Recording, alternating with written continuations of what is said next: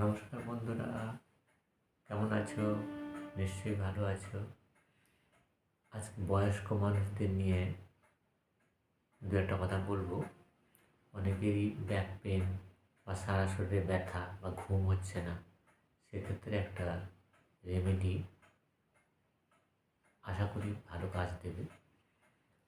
গাওয়া ঘি খানিকটা নিয়ে তাতে 1 চামচ নারকেল তেল, ভার্জিন কোকোনাট অয়েল একসঙ্গে গরম করে মিক্সড করতে হবে। মিক্সড করে এইবার রাত্রে শোয়ার আগে দুটো পায়ের আঙুলের যে নখগুলোতে কটন দিয়ে ভালো করে একটু ব্যবহার করতে হবে। শুধু নখের ওপর কটনটা দিয়ে ওই মিক্সচারটা ব্যবহার করতে হবে। তেলের মিক্সচার সেটা ব্যবহার করতে হবে।